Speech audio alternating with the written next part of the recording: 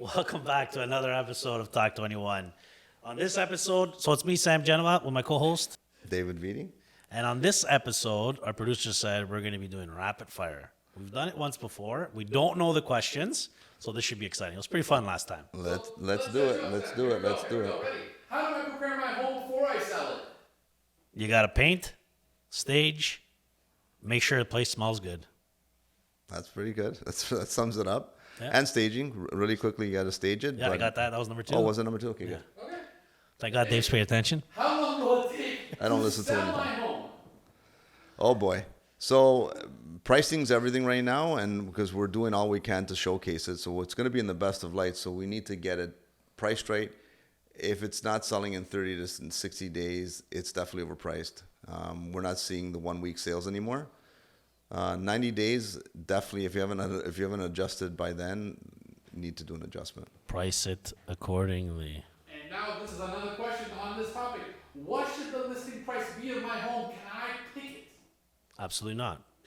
When you go to the doctor, do you ask him what medication you can pick? No. So it's the same with a realtor. No, I agree. I mean, we can definitely talk about what it should be listed at, but I'm sure when we show you the comparables and we show you the information, you should know what it should be listed for, and you should know what it sells for. Yeah. So if a home similar to mine is going for a set market value price, but I put in more effort into my home, shouldn't I be able to price it higher? Hold on a second. When you mean effort, what do you mean by effort? So if someone did their basement, did their bathroom, Yeah. did Also like landscaping, like a pool. So if you've done improvements, yes, if you've done improvements, you may get nowadays sell your house quicker because it's comparable to the neighboring one, but it shows better, which means aside from the staging and the beautiful pictures, but it's been updated a bit more and so on and so forth. That should get you more money, but at least it'll get it sold quicker like that. I don't see the astronomical values because somebody does a small improvement. You know what I mean? Yeah, it just depends on, what you're comparing, right? Like, I mean, you're looking at a house that, the landscaping's very bland and, and your property's beautifully landscaped, with beautiful curb appeal, obviously you're going to net more money. So depends on what you're comparing it to. Sam, should I buy a new home before selling my old home? Depends. I mean, usually when you're buying a new home, there's time there, right? So you have usually whether it's 2, You're talking 3 about brand new homes or you're talking about any home? Should I buy a new home? It could be brand Oh, new. not a or resale. Well, anything. I was thinking you were Yeah. saying new. So no, you should not in this market. If you're buying here's my thought towards that. Yes, you can buy your new home, but there should be a condition in the agreement that you're going to be able to sell yours. You gotta really understand that we don't know what the outcome's gonna be every day. Things are changing, so it's a big chance. It's a big chance. Today, I would not even take that chance unless the seller is willing to take a condition on the sale of your home. Or you can carry it. You didn't sell your house, and you can hold it and keep it, Yeah. and maybe rent it, and you don't care. That's different. But if Yeah. we talked about this already in another episode. If you're worried about your finances, don't create more stress on yourself. Yeah, Make sure that you sell your house first and then buy the next one.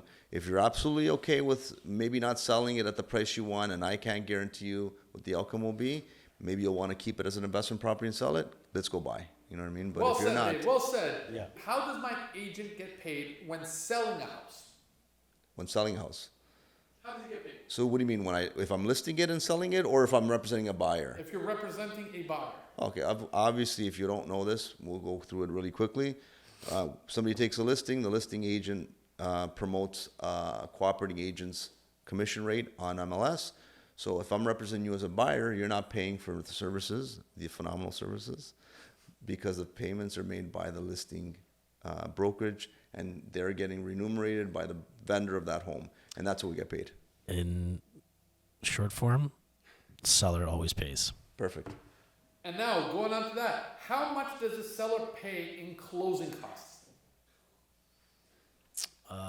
There is an app for that. Selling costs. There's apps for everything, but for a seller, you have. There's title search, title insurance, That's for- escrow fee, transfer tax fee, property tax fees. No, so hold on. For when you're a seller, you're paying your commissions obviously and legal fees for the Right. most part. When you're a buyer, you're paying transfer tax, and there's apps for that.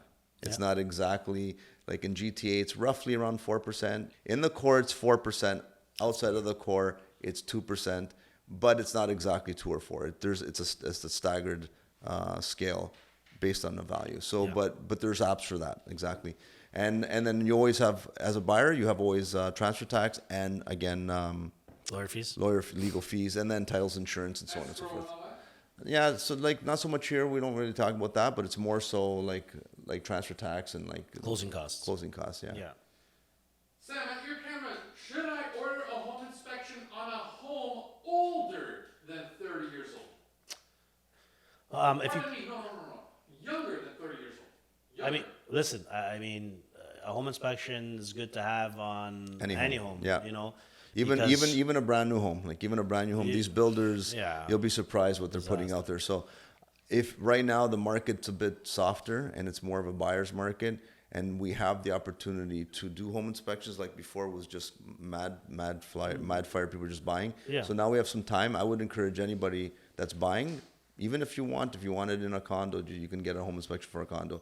Yeah. Not that big of a deal anymore. It's for the amount of money you're spending. Yep. The purchase price of a property, agree. $300, $400, $500, $700 is not a lot of money in the big picture. Yeah, I So bought a condo a couple weeks ago for a client, and they did a home inspection on it. You know, Most of the time, people don't do home inspections. usually on for condos. condos they don't, but I mean, why not?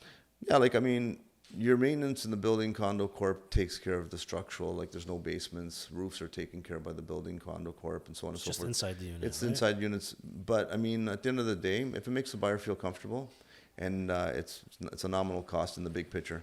With regards to home inspections, the biggest takeaway you should have on any home, whether it's a brand new home or an older home, you want to make sure there's no water seepage, and that's why you should get somebody to take a look at the attic for possible leakage. You should take a look at footings and foundations for any water seepage, because that's the only thing that you can't really see sometimes from doing a visual home inspection.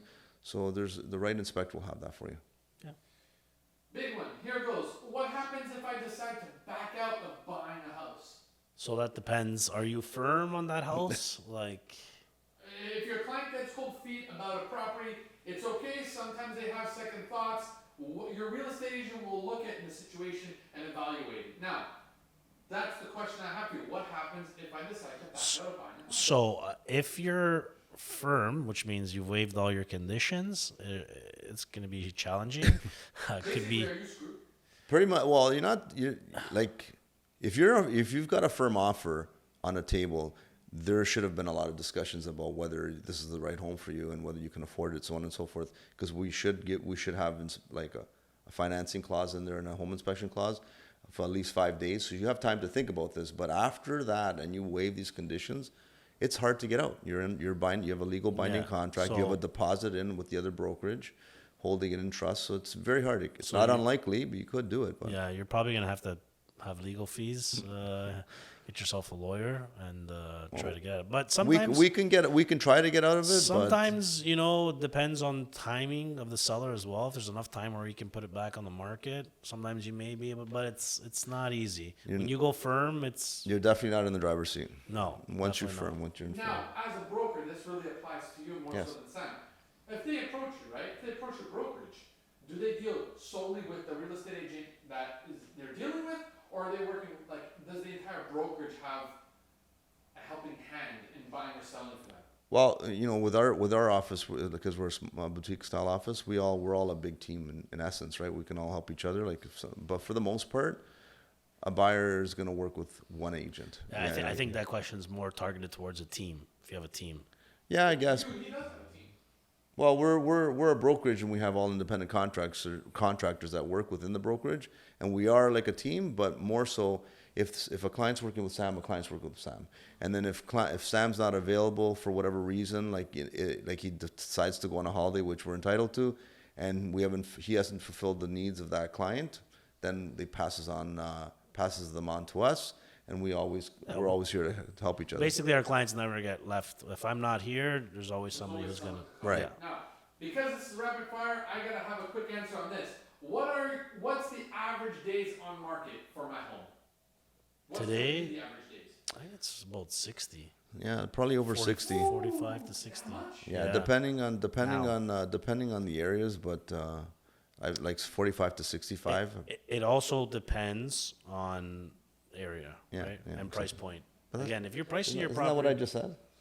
Yeah, but that's a lot of days on market. Are you sure it's 60? I mean, these are stats we can go back, but I've done some searches. I don't have hard facts with regards to what Treb's saying for like the Yeah. overall. but I know it was at like 35, 36 days about 2 months ago. Yeah, so I'm not surprised. Just seeing what I'm looking at when I'm showing houses or my own listings, they're not moving quickly, and I'm looking at.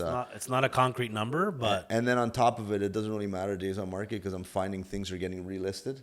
So things get terminated because they've been on the market for 60, 90 days already, and then they're relisting at a lower amount. Yeah. So the days on market is really skewed. Like it really doesn't mean anything. We know it's a softer market. Listen to your agent. He's going to tell you how long it's been on the market, how many times it's been on the market, and how effective your list price is or their list price versus the real selling price. Is it true that the color of a home sells faster than others? I mean, I don't know if there's any stats on that, but definitely, I mean, a lot of the buyers are Your own preferring. personal opinion, both of you. Well, curb appeal is everything. So again, back to staging, making them look right. If your front door is peeling and the garage door is peeling, you paint the doors. Like I mean, at the end of the day, I don't think color makes a big difference. But, But it needs to look tidy and it needs to look clean.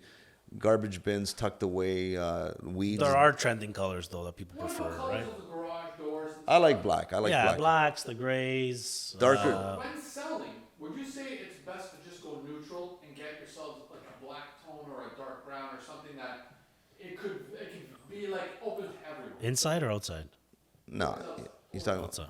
I think it just gotta look good. I mean, Yeah, it depends. even if you have white, it's not bad. Like I mean, just make sure if it's wood that it's nice and painted for the listing, it's ready to go, right? Because you have one chance to make first impression. And then you got to walk through that front entrance. You got to make sure everything's tidy 100%. No weeds anywhere, no garbage. And like tripping hazards, make sure your landscaping and pavers are straight for at least the entranceway. And the front door is clean. Like I said, you got to make sure that door lock works or whatever method of getting into that house works 100%. to set the proper tone for when you walk in. Here's a tip to vendors: when you're cutting a key, Make sure it works. make sure it works. Yeah. So think- last question, my friends, of this episode: does a higher credit score mean a better mortgage rate? No, that doesn't affect. The rates are rates. Like just because I have perfect credit doesn't mean You have I'm to gonna- qualify for that rate. Yeah, rates are rates. Like they're not affected. Your credit score is not going to affect the rate you're going to get. It's No, gonna. This means if you're even applicable for a mortgage. That's all it is. Like That's it. rate. But Rate. also the rate is the rate. The mortgage rate is the mortgage Yeah, rate. like Yes. I mean, just because you got a good credit score, I'm not going to get a better mortgage than Yes. you are that you don't have a credit score. Yes. The only thing is if you're not going, assuming that we're going to a conventional mortgage at the big banks, the rate's the rate. But if you don't have good credit score, then it does apply. Then you have to go to a B lender, and your rate's going to be higher. So in that way, it does mean that. That's a what I better- thought you meant. So basically, this only applies if you're going to a bank. Yeah, If you're going to like a B lender, a then lender, they're gonna base it on your absolutely. absolutely. If you're going to the bank. If you're going to the bank and you can approve for a conventional mortgage, the rate's the rate. Yeah. Doesn't matter how good your scores are, better or less than the last one. Yep. If you're going to a B lender, then your rate's going to go up. Yes. Because you just don't apply The for very conventional. last question, Sam, right here. If they need to ask more pressing questions, where can they find you guys? You can reach me at Sam Gentleman Real Estate on Instagram. And you can find me, David Vitti, at C2 Fine Living.